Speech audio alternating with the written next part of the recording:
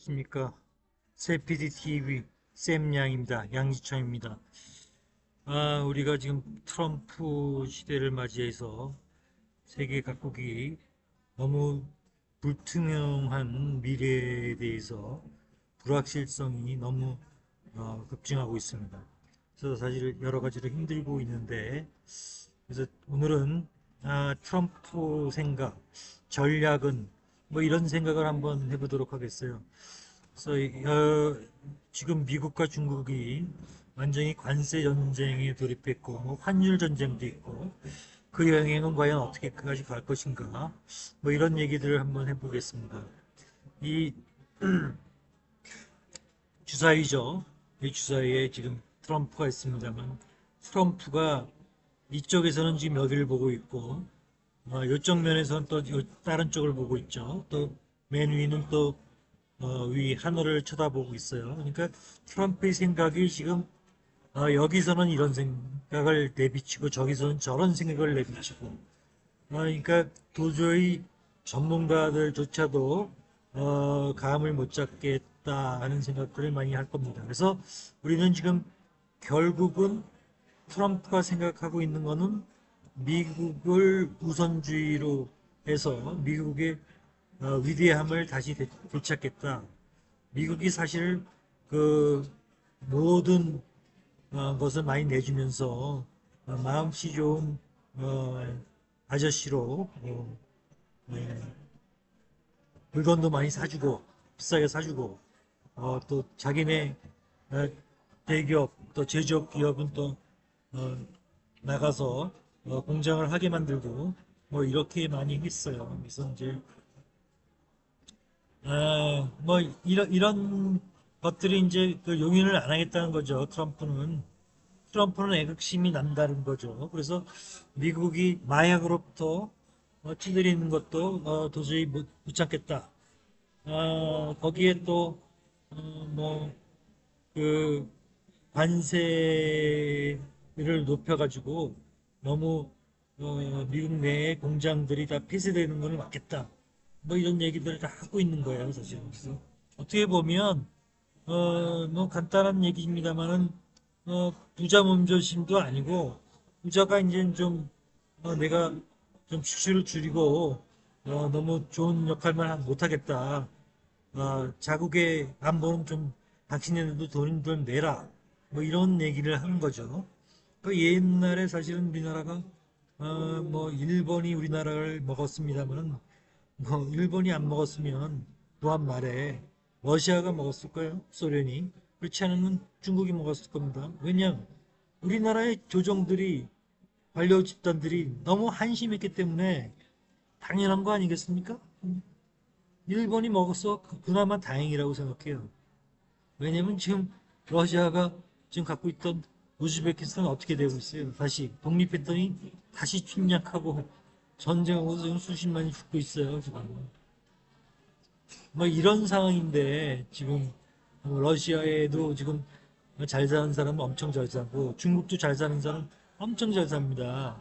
그렇지만 대부분의 사람들은 너무 비천하게 살고 있어요, 사실은. 트럼프는 지금 러스트벨트 그 제조업도 철강 산업 있고 뭐 이런 데들 전부 다 어, 백인들이 많이 살고 있는데 상당히 힘들게 살고 있거든요. 그거를 다 지금 생각하고 있는 겁니다. 그래서 트럼프 대통령의 에, 관세 정책은 뭐, 뭐 관세 정책은 어, 대부분의 수입품에 이제 2025년 초부터 10%의 관세를 부과하고 그러니까 57개국 주요 교역국에 대해서 이제 11%에서 50% 이런 높은 관세를 적용했습니다. 그러니까 한국에 또 일본에 25%, 24% 관세를 부과를 했었어요. 그런데 이제 적치를 무역 적자를 줄이고 제적을 이제 보호하기 위한 뭐였죠? 시초에 불과하고 한 거죠. 그리고 이제 2025년에 달러 가격은 한 10%가 하락이 됐어요. 그 1971년 이제 브레튼 우즈 체제의 붕괴 이후 가장 큰 폭의 하락 중 하나로 평가가 됩니다. 그래서 투자자들은 미국의 경제 정책에 대해 신뢰를 잃게 됐다. 뭐 이런 얘기도 하는 사람도 있어요. 그래서 달러의 안전자산으로서 지위를 위협당하고 있다. 이렇게 얘기도 합니다. 금리와 연준의 대응도 있어요. 어, 그래서 이제 뭐 패드가 패드가 이제 그 제롬 파월 의장이 시장 변동성과 그 행정부의 그 정책 불확실성에도 불구하고 금리 조정에 신중한 입장을 보이고 있죠. 그래서 그 파월 의장은 지금 저 관세로 인한 인플레이션 압력이 일시적일 수는 있지만 지속적인 물가 상승으로 이어질 가능성에 대해서 우려를 표명하고 있어요. 어, 금리 인하를 지지를 하고 있으나 인플레이션 억제를 우선시하고 있어요. 그래서 이제 시장 반응과 경제 전망을 이제 보면 2025년 4월에만 보면 S&P 500 지수가 10% 이상 하락 조정 국면에 진입했어요. 그러니까 종합적으로 좀 경기 침체 가능성을 경고를 하고 있는데 어쨌든 간에 뭐 불확실성을 증가시키고 있다. 뭐 이런 얘기를 하고 있는 거죠. 그래서 그 여기 보시면 관세 정책이 다시 이제 격화되면서 단순한 무역 갈등 구조가 아닌 구조적 대결. 지금 사회주의 국가와 민주 자유주의 민주 체제의 이념 대결, 체제 대결입니다. 그러니까 트럼프 정책 방향과 시진핑 체제의 강경 대응이 맞붙고 있습니다. 그러니까 미국이 트럼프는 80% 수준을 인상하고 전반에 강력한 제재를 가하고 있어요.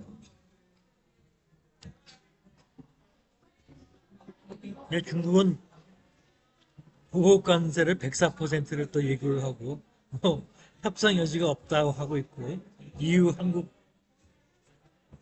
이 협상을 시도 중이나 중국 전면 충돌 중이에요. 그래서 지금 중국은 지금 거기에 실질적으로 관동성이나 뭐 제조업들이 많이 있는 만 2천만 이상이 그 미국 수출에 그 고용되고 있는데 지금 문을 닫고 있어요. 사실은 엄청나게 지금 타격이 무지하게 크고 있습니다.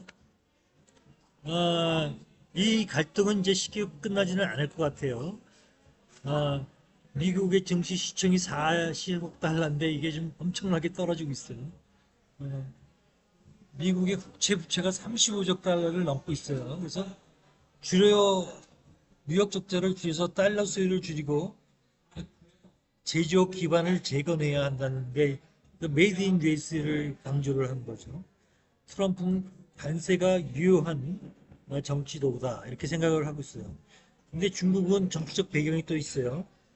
시진핑 체제는 강경 민족주의 노선을 유지를 하고 있어요. 그래서 지금 중국도 사실은 그 내부 불만이 엄청나게 많고 지금 폭발 일보 직전에 있습니다.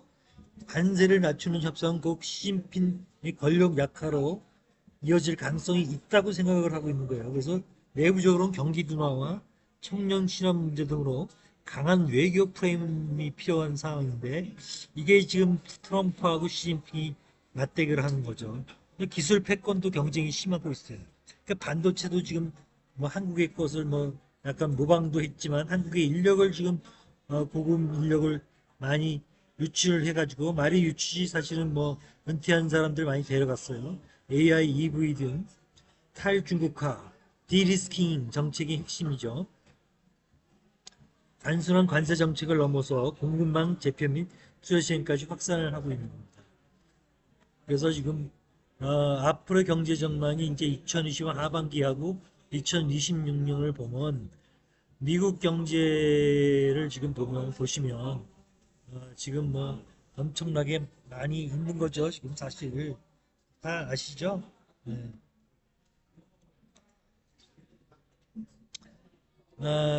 뭐 지금 뭐 그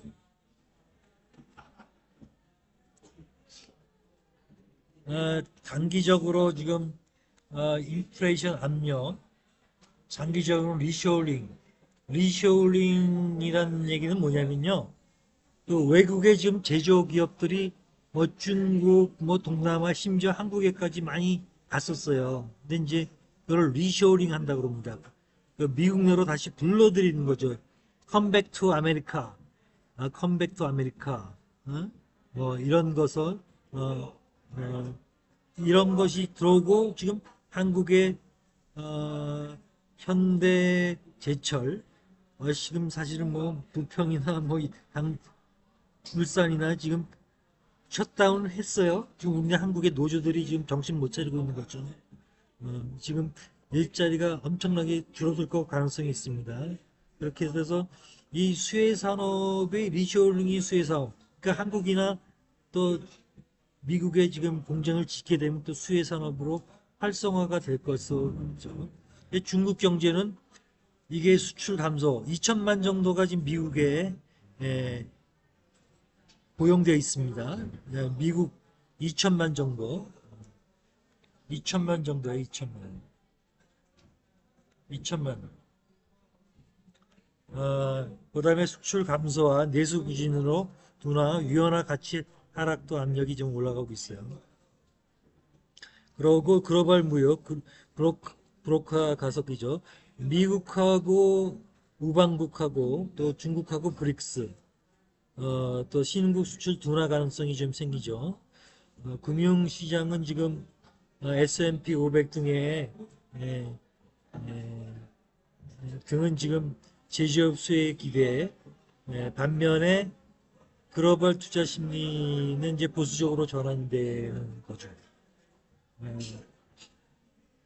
달러가 이제 강세의 흐름을 유지될 것 같지만 또 이제 사실은 이게 달러가 좀 떨어질 가능성이 있죠. 위안화 약세, 원화도 변동성이 상당히 올라가게 됩니다. 그래서 지금 곳곳에 불확실성이 증가하고 있다. 어느 누구도 지금 사실 정확하게 예측을 못하고 있어요, 사실은. 그래서 지금 뭐, 뭐 그렇습니다. 아, 무슨 얘기인지 아시겠죠?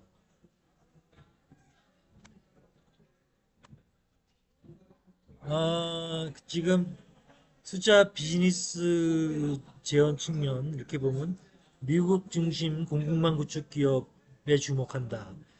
멕시코하고 베트남 등이 이제 예가 되는 거죠. 근데 지금 멕시코는 지금 베트남에도 지금 중국 기업이 많이 나가고 있고 또 우리나라가 그 베트남에도 또 한국 기업이 많이 나가 있어요. 사실은 그래서 베트남이 미국으로부터 무역 규제를 받게 되면 또 우리나라도 바로 직격탄을 맞게 됩니다. 물론 이제 뭐 중국도 마찬가지고 멕시코에도 지금 우리나라 기업이 많이 나가 있는데 멕시코는 또 지금 여기를 통해서 어, 마약이 많이 들어오고 캐나다를 통해서도 마약이 많이 들어오기 때문에 사실은 그 얘기를 지금 그 트럼프가 노골적으로 얘기를 안 하지만은 멕시코하고 캐나다를 통해서 마약의 밀수를 갖다가 철저하게 봉쇄할 거다 이렇게 나간 거죠. 그래서 뭐 우리나라도 마찬가지입니다. 마약을 제조하고 유통하고 뭐 이런 사람들은 뭐 사형을 취해야 된다고 생각이 됩니다. 뭐, 뭐, 뭐 어차피 쓰는 사람들은 뭐 병원에 장기 입원시켜야 될 것으로 생각이 되고, 네. 뭐 좀 커피도 마시면서 천천히 하겠습니다.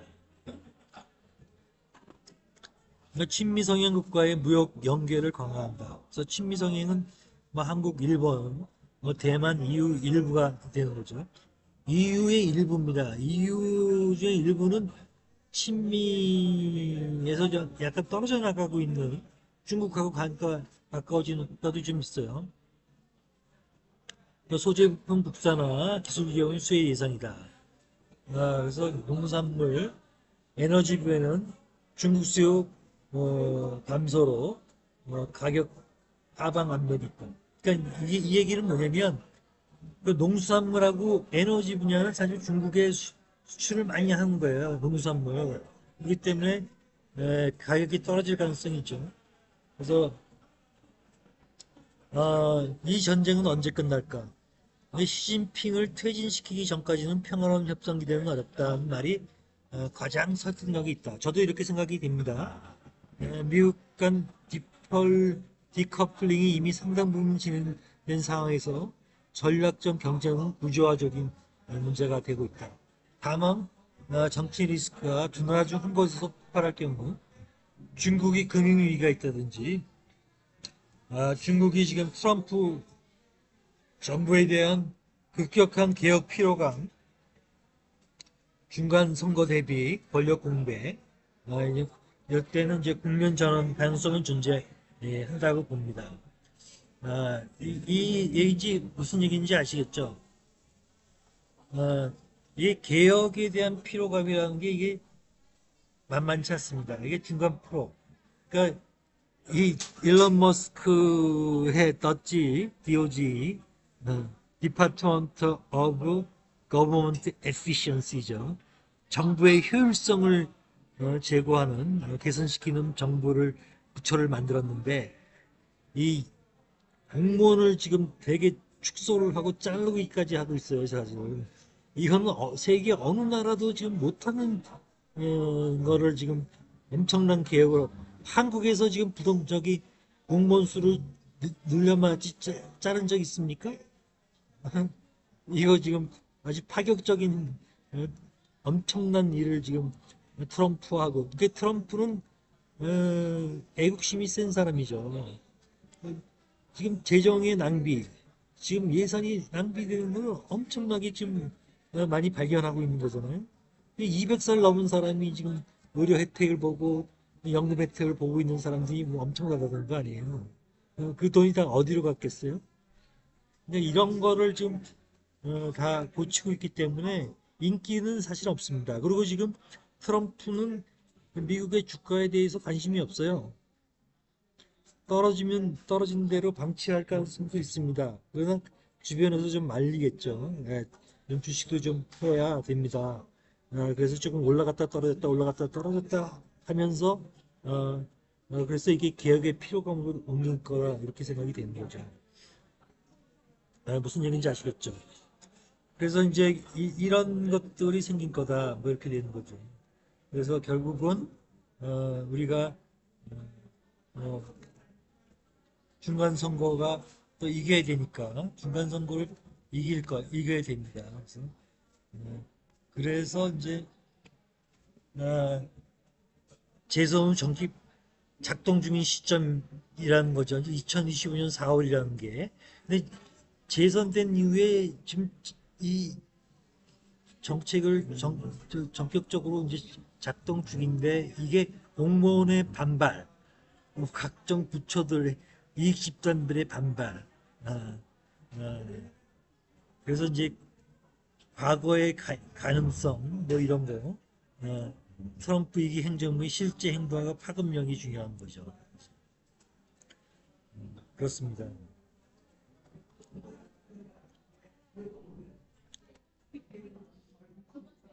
그래서 특히 현실 정책의 효과가 이제 관세 폭탄이 확대된다.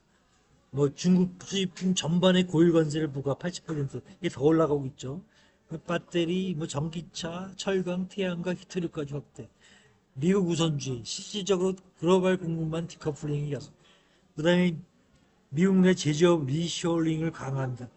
법인세를 일부 감면시키면서 리쇼링 기업, 그러니까 외국에 나가 있던 기업들을 불러들이는 때 인센티브를 파격적으로 줄 거예요. 그래서 중국에서 돌아오는 기업에 세제 규제를 혜택을 줄 거다 이거죠.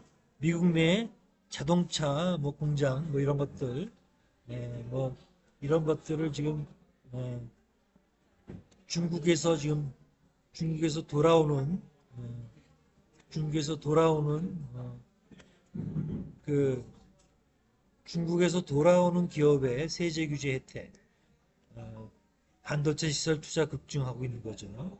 TSMC, 삼성, 인텔,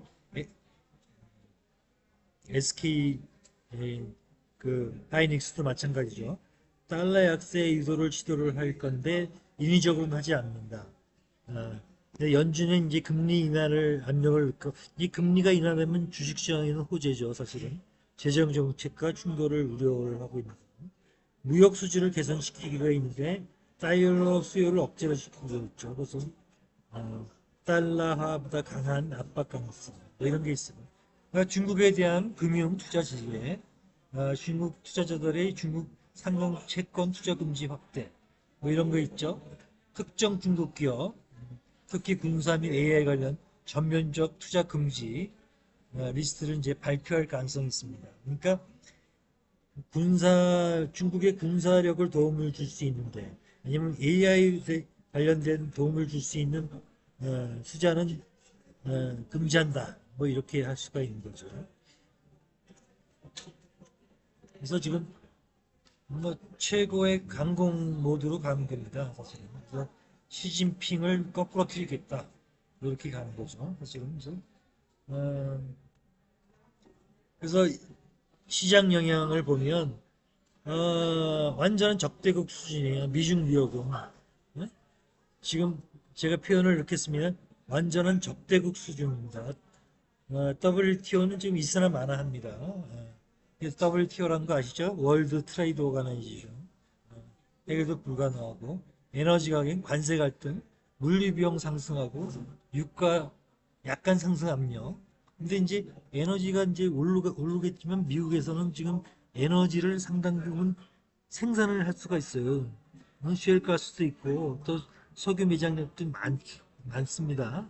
그러니까 오페크 국가에 대해서 압력을 통해서 에너지 가격을 떨구고 그래서 그 물가를 오르는 거를 에너지 가격이 사실 물가 상승에 상당한 포션을 차지하고 있거든.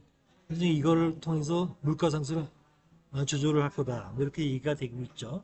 식량, 농산물 보면 미국산 구매 중단을 조치를 하는데 옥수수 대두 가격이 하락이 되는 거죠. 그러면 이제 사실은 이 옥수수 대두를 하고 있는 그 지역 저기 이게 사실은 민주당 지역인 대부분인데 그렇습니다. 카터도 있죠. 달러 위안화 환율, 달러 강세 일치, 위안화는 7.5, 7.8 가능성도 거론했으니 비켜가고 있다 이렇게 되고 있어요. 미국 주식 시장입니다. 그래서 방어적 가치주, 미국 내 제조, 방산, AI, 수혜주, 강세 크게 하락 중 언제 회복되느냐? 이건 언제 회복? 이건 제가 퀘션 마크 쳤습니다는 잘 모르겠습니다. 사실은. 그래서 이게 5월 말에 회복이 될지 6월 말에 회복이 될지 아니면 계속 횡보를 하다가 뭐 5% 10%더 하락하다가 반등이 될지 뭐 이건 모르겠습니다. 그렇지만 어쨌든 연내에는 회복을 시킬 거다. 왜냐? 내년에 중간 선거가 있기 때문에 그래서 주가를 회복시킬 그런 저것으로 가지 않을까 하는 생각입니다. 그래서 향후 시나리오를 예측을 한다면 관세를 전면전을 지속한다. 이걸 지속할 겁니다. 그래서 중국과 미국이 모두 철회 없이 지속시 글로벌 성장률은 무지하게 하락이 될 거고 모든 국가가 타격을 입습니다. 그 다음에 중국 내부 위기가 완전히 확대가 됩니다. 뭐 부동산, 청년 실업문, 뭐 부채 문제 격화, 민심 이반되고 그러면 시진핑은 리더십을 완전히 이제 깡그리 흔들거리는 거죠. 리더십. 정책 변화의 가능성이 생기는 거죠. 그죠? 그 다음에 미국의 재정위기 폭발 조짐입니다. 이 감세, 뭐, 관세 수입 미달, 부채가 증가하고 있는 겁니다. 그래서 뭐 이런 거 채권 금리가 상승하고, 거꾸로 지금 채권 금리를 인하를 하려고 그러는데, 지금 트럼프의 속셈은 채권 금리, 국채를 발행하는데 아주 싸게, 거의 제로 금리로 발행을 하려고 그러는 겁니다. 그래서 그것이 힘들 것이다. 이렇게 되는 거죠.